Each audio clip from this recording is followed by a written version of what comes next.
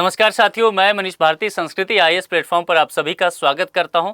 साथियों, आज जिस मुद्दे पर हम चर्चा करने वाले हैं वह यूरोप से संबंधित है और यूरोप की चिंताएं बढ़ती जा रही है। चिंता कम होने का नाम ही नहीं ले रहा है। जब जो बाइडेन थे तब भी वही स्थिति था और जब अब अमेरिका के राष्ट्रपति के रूप में डोनाल्ड ट्रंप आए हैं तब यूरोपीय देशों की चिंताएं और बढ़ गई है। वजह क्या है? चूंकि डोनाल्ड ट्रंप लगातार ये कह रहे हैं कि यूरोपीय देशों की सुरक्षा की जिम्मेदारी अमेरिका जो नेटो के माध्यम से लेता है, तो बजट कहीं ना कहीं बढ़ाए जाने की आवश्यकता है, यानी कि यूरोपीय देश अमेरिका के पैसा पर अपनी सुरक्षा ना देखे।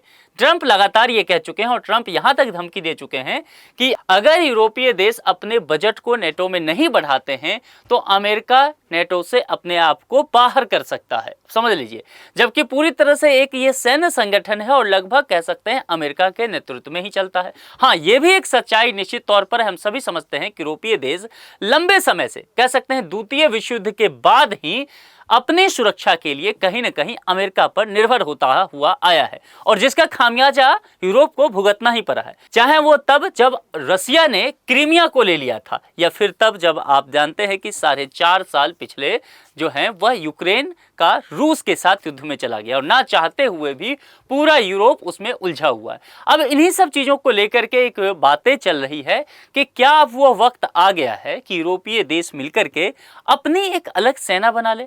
और अपनी अलग सेना की जब बात की जाएगी तो और यूरोप के तमाम देश देखेंगे, कई देश जो नेटो के ऑलरेडी मेंबर हैं, तो क्या नेटो से इनका मोह भंग हो रहा है? ये बाहर निकलना चाह रहे हैं? अमेरिका का क्या रुख होगा? इन तमाम चीज़ों पर हम लोग विस्तार से बातचीत करने वाले हैं। स्पेन के प्रधानमंत्री पेड्रो सांचेज ने इन सब चीज़ों को लेकर के एक हवा दिया है, एक बातें शुरू कर दी गई है और इसके बाद जो है दुनिया भर में ये बातें चलने लगा है। इसी साल स्पेन के प्रधानमंत्री पेड्रो सांचेज ने देश की संसद को संबोधित करते हुए कहा कि यूरोप में स्थायी शांति का एक रास्ता है। उनका सुझाव है कि यूरोपीय संघ के 27 देशों को मिलकर एक यूरोपीय सेना का गठन कर लेना चाहिए। ध्यान दीजिए, जब यहां पर बात किया गया यूरोपीय संघ को, यूरोपीय यूनियन को लेकर के, तो ब्रिटेन अब इसका हिस्सा नहीं है, ब्रिटेन इससे बाहर हो चुका है।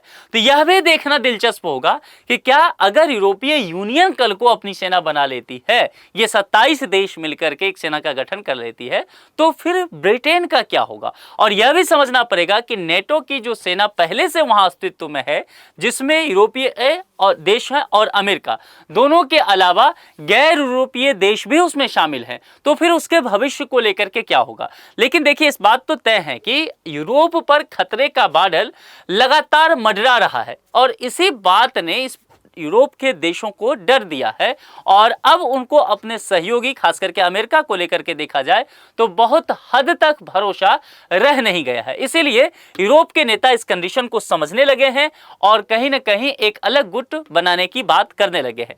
देखिए, यहां पर अगर बात करेंगे, डिक चैडी जो प्रमुख सिक्योरिटी एंड डिफेंस प्रोग्राम है, उनका क्या कहना है कि अमेरिका का ध्यान प्रशांत महासागरीय क्षेत्र और एशिया पर अधिक है, वहीं चीन एक बड़ी शक्ति बनकर के उभर रहा। इसलिए ट्रंप अमेरिका के राष्ट्रपति रहे या ना रहे, यूरोप को अपनी सुरक्षा के बारे में पहले से कहीं अधिक गंभीरता से सोचना होगा। क्योंकि बहुत सारे देश इस बात को लेकर के आगे बढ़ रहे हैं कि हमें जल्दीबाजी नहीं करना चाहिए। यूरोपीय संघ के जो देश हैं 27 देशों में कुछ देश कह रहे हैं कि नहीं, यहां पर एक ही चीज है कि ट्रंप आए हैं इस वजह से समस्या हो रही है। लेकिन कुछ एक्सपर्ट कह रहे हैं कि नहीं, अगर ट्रंप नहीं भी रहते हैं तो जो मुकाबला आज देखेंगे, चाहे वो रसिया जिस हिसाब से आगे बढ़ रहा है या चाइना जो एक बड़ी शक्ति के रूप में देखने को मिल रहा है, और अमेरिका का पूरा ध्यान जो है कहीं न कहीं निश्चित तौर पर प्रशांत महासागर और एशिया पर फोकस हो रहा है, चूंकि चीन को टक्कर देने के लिए। अब क्वाड की अगर बात करेंगे, इसी के संदर्भ में अगर चर्चा कीजिए, तो क्वाड एक सैन्य संगठन नहीं है, लेकिन वह उसमें अमेरिका शामिल है, भारत शामिल है, ऑस्ट्रेलिया और जापान है, और कहीं न कहीं इसका लक्ष्य क्या है? चाइना को काउंटर करना। ये हम सब समझते हैं। तो यहां पर यूरोपीय यूनियन भी इस बात को समझ रहा है कि अमेरिका लगातार जो कोशिश कर रहा है वो प्रशांत महासागरीय और एशिया वाले फील्ड में, यूरोप पे उसका ध्यान नहीं है। अमेरिका को ऐसा लगता है कि यूरोप के साथ जाने का मतलब है कि हमें अपना पैसा अधिक खर्च करना पड़ेगा, और ट्रंप इस बात को कह भी रहे हैं। वो पहले भी कह चुके हैं कि देखो भाई, ऐसा है कि यूरोप को सुरक्षा तो चाहिए अमेरिका से, लेकिन अमेरिका से ही पैसा भी चाहिए, यानी कि अपनी सुरक्षा करवाने के लिए वो चाहता है कि अमेरिका पैसा खर्च करे। ऐसा नहीं हो सकता, यूरोपीय देशों को रक्षा बजट बढ़ाना पड़ेगा। और कुल मिलाकर के यही सारी बातें जो है वह चर्चा में आया है। और ये कोई नई बात नहीं है, 1950 की दशक से ही अगर देखा जाए ना, तब से ही यह डिमांड किया जाता रहा है कि क्या यूरोपीय यूनियन का अपना एक सेना होना चाहिए। इन सब चीजों को लेकर के अगर देखेंगे तो जो दूसरे महायुद्ध के बाद हुआ था, जर्मनी को लेकर के चिंता थी, लेकिन जर्मनी में जिस तरह से लोकतंत्र की स्थापना हुई तो यह चिंता कुछ हद तक दूर हुआ। लेकिन अगर कोरियाई युद्ध की बात करेंगे साल 1950, वहां पर फिर यह साफ हो गया कि आपका सबसे बड़ा खतरा जो है वो जर्मनी ना होकर के वह सोवियत संघ है।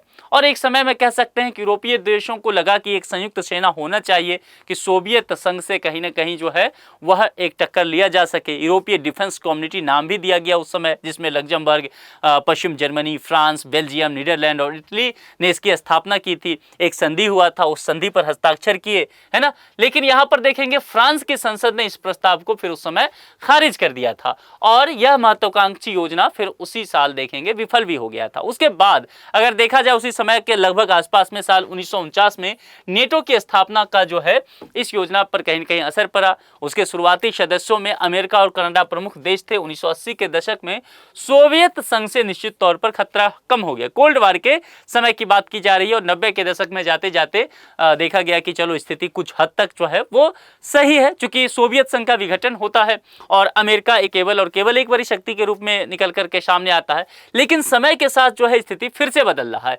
यूरोप में 40 से अधिक देश हैं, बल्कि कहें तो तकरीबन 50 के आसपास हैं, 48 देश के लगभग हैं। लेकिन बड़ी संख्या में सैनिक और टैंक जैसे संसाधन सिर्फ कुछ देशों के पास है। यूरोप के 3-4 देशों के पास ही अगर देखा जाए तो सैन्य बल और टैंक मौजूद हैं। इसमें मुख्य रूप से ब्रिटेन शामिल है।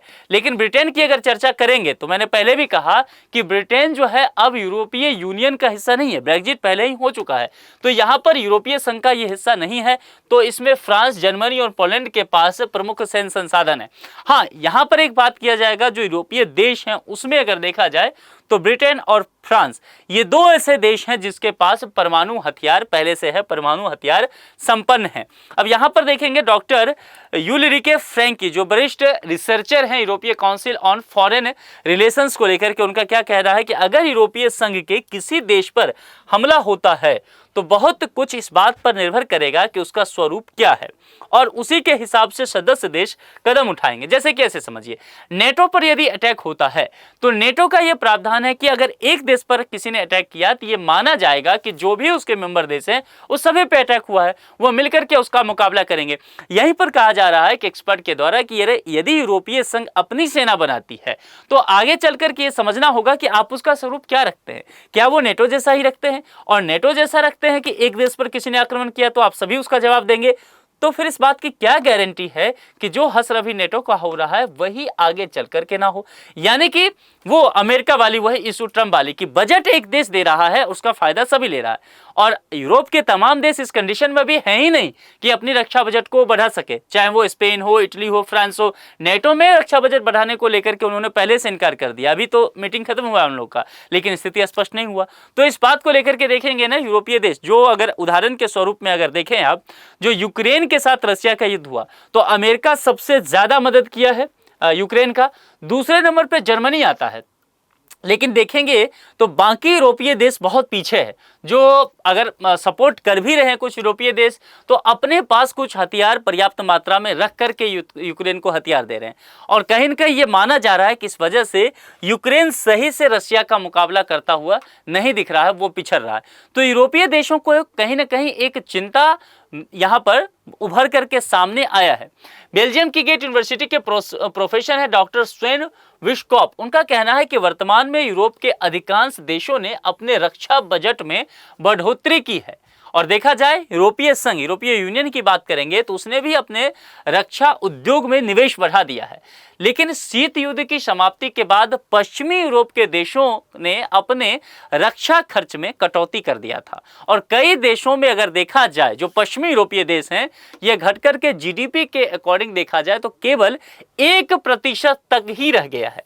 इस कंडीशन में अगर रक्षा बजट इतना रह जाता है और यूरोपीय संघ आज कहती भी है तो बहुत सारे यूरोप के कंट्री हैं जिनको कहना होगा कि मुझे इस स्तर पर अपनी रक्षा बजट को बढ़ाना ही नहीं है, या उनके पास आज के स्थिति में उतनी आर्थिक स्थिति संपन्न नहीं है कि वो रक्षा पर बहुत खर्च कर सकते हैं। तो कुल मिलाकर के यहाँ पर यह भी प्रश्न फिर उठेगा कि क्या रक्षा उद्योग को सक्रिय बनाए रखने का कोई मतलब भी रहेगा? हथियार या सैन्य उपकरण जो है वो जो आधुनिक बनाए जाएंगे उस पर बहुत ज़्यादा खर्च होगा।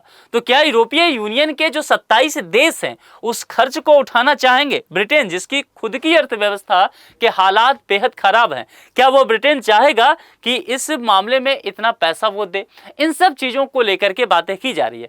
कुल मिलाकर के अगर यहाँ पर देखा जाए ना, तो ये समझने की बात होगी कि आखिर अगर आप कहते हैं कि अतिरिक्त धन जुटाने की बात, तो अतिरिक्त धन कहाँ से जुटाया जाएगा?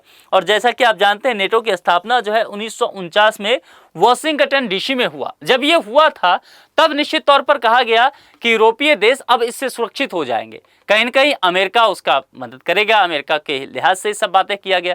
लेकिन समय के साथ क्या हुआ? अमेरिका अब कहीं न कहीं पीछे हटना चाह रहा है। उसको लग रहा है कि वह बेवजह इतना पैसा खर्च कर रहा है, और अमेरिका ऐसा पहले कर चुका है। अफगानिस्तान की स्थिति आप देखेंगे, पाकिस्तान की स्थिति देखेंगे, एशिया के कई देशों में ऐसा हुआ है। तो क्या अमेरिका जो है यूरोप को उसके अपने हाल पे छोड़ देगा? और यदि यूरोप को उसके अपने हाल पे छोड़ देता है तो फिर नेटो का भविष्य क्या है? और नेटो का भविष्य अगर सही नहीं है तो फिर निश्चित तौर पे यूरोपीय देशों की सुरक्षा की जिम्मेदारी कौन लेगा? तो जाहिर सी बात है यूरोपीय देशों को अपने कंधे पर यह भार उठाना पड़ेगा। तो फिर मुद्दा वही आता है कि ये जो यूरोपीय देश हैं ये अतिरिक्त धन जुटाएंगे कहां से, है ना? और चूंकि अभी नेटो में अगर ये पैसा नहीं दे रहे हैं, रक्षा बजट नहीं बढ़ा रहे हैं, तभी तो नेटो कहीं ना कहीं अप्रासंगिक होता हुआ नजर आ रहा है। इस कंडीशन में एक बहुत बड़ा चुनौती जो है वह सामने यूरोपीय देशों के सामने है। यहाँ पर रक्षा बजट बढ़ाने के लिए सरकारों को अन्य क्षेत्रों से धन निकाल करके कहा जा रहा है कि आप डिफेंस में लगा दीजिए। ब्रिटेन, जो कि आप जानते हैं कि अब यूरोपीय संघ का सदस्य नहीं रहा है लेकिन वह नेटो का सदस्य बना हुआ है, वह रक्षा खर्च बढ़ाने के लिए अपने विदेशी सहायता योजनाओं में कटौती करने पर विचार कर रहा है। अब ब्रिटेन इसलिए कर रहा है क्योंकि यहाँ पर ट्रंप जो है वो अड़ गए हैं।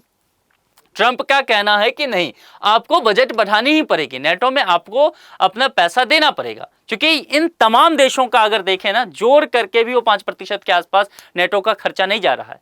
अकेले जो अमेरिका है वो 70% तक खर्च दे रहा है। इस कंडीशन में अमेरिका और ट्रंप जो है अब परेशान होते हुए नजर आ रहे हैं। 11 साल पहले नेटो के सदस्य देशों ने अपनी जीडीपी का कम से कम 2% रक्षा क्षेत्र में खर्च करने का लक्ष्य तय किया था।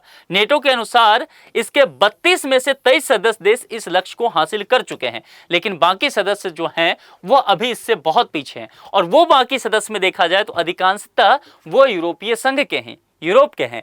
इसमें इसलिए कहा जा रहा है कि आपको परेशानी है। ज्यादातर यूरोपीय देश ने अपनी रक्षा बजट में बढ़ोतरी की है, लेकिन वो अमेरिका का साथ भी छोड़ने को तैयार नहीं है, क्योंकि उनको लगता है कि अमेरिका अगर यहां से निकल गया तो निश्चित तौर पर यूरोप के जो दो चार बड़े देश हैं, जो परमाणु संपन्न देश भी हैं, चाहे वो ब्रिटेन हो चाहे वो फ्रांस हो, इनकी स्थिति भी बहुत अच्छी नहीं है। ये भी अपनी रक्षा बजट को बहुत नहीं बढ़ा पा रहे हैं। तो फिर ये कैसे सुरक्षा दे सकते हैं? और खतरे के तौर पर इनके पास जो है वो रसिया है, खतरे के तौर पर चाइना का प्रभाव बढ़ता जा रहा है। तो यूरोपीय देश का चिंता में पड़ना निश्चित तौर पर लाजमी जान पड़ता है। लेकिन प्रश्न वही फिर से आ जाता है कि आप सेना का गठन अगर करते भी हैं, यूरोपीय सेना का गठन, तो पैसा कहां से लाएंगे? और कहते हैं कि अन्य क्षेत्रों में कटौती करेंगे। लेकिन अगर आप अपने बजट पर देखेंगे, चाहे यूरोपीय संघ के बजट को देखें या यूरोप के देशों के विभिन्न देशों के बजट में देखें, तो भी वहां पर अन्य क्षेत्रों में भी पर्याप्त पैसा नहीं पूर रहा है। तो जाहिर सी बात है, यह समझना पड़ेगा कि आने वाले समय में यूरोपीय देश क्या कदम उठा सकते हैं। और यह आर्थिक बोझ का मामला केवल नहीं है, सेना का संचालन कैसे होगा, निर्णय प्रक्रिया में नियंत्रण कैसे लिया जाएगा, इन सब बातों को भी गंभीरता से सोचना पड़ेगा। क्योंकि जब यूरोपियन यूनियन या यूरोप के तमाम देश मिलकर के सेना का गठन करते हैं तो निश्चित तौर पर इस बात को लेकर के भी उनके बीच संघर्ष होगा कि इस सेना का संचालन किस देश के द्वारा किया जाएगा या किस संगठन के द्वारा किया जाएगा। तमाम देश जो है चाहेंगे कि उनके सेना का प्रभुत्व इसमें बढ़े। तो विभिन्न देशों के बीच कहीं न कहीं संप्रभुता और सत्ता का असर जो है उस सेना पर पड़ता हुआ दिखेगा। कुल मिलाकर के ये समझ सकते हैं कि अगर अमेरिका नेटो के साथ नहीं रहता है, ट्रंप वहां से निकल जाते हैं या ट्रंप दबाव डालते ही देते हैं कि आपको अपना बजट बढ़ाना ही पड़ेगा और यूरोप इसके लिए मजबूर हो ही जाता है, तो आने वाले समय में आपको ये देखने को मिलेगा कि निश्चित तौर पर यूरोपीय देश अपनी एक अलग सेना गठन करती हुई नजर आएगी, लेकिन उसके भविष्य का क्या सवाल होगा ये तब समझना पड़ेगा, और नेटो क्या क्या भविष्य होगा ये समझना पड़ेगा। तो अगर नेटो का भविष्य नहीं बेहतर होता है तो फिर रूस का क्या कदम होगा यह भी देखने की बात होगी। यानी कि कुल मिलाकर के कह सकते हैं कि यूरोप की जो स्थिति है खास करके रक्षा के क्षेत्र में वह एक दिलचस्प मोड़ पर जाकर खड़ा है। आने वाला समय बहुत कुछ यूरोप और अमेरिका के भविष्य को तय करेगा। आप इस विचार में क्या सोचते हैं, अपने विचार कमेंट बॉक्स में लिख करके हमें जरूर बताएं। आज के लिए इतना ही, अपना बेहद ख्याल रखें। बहुत बहुत शुक्रिया, थैंक यू सो मच।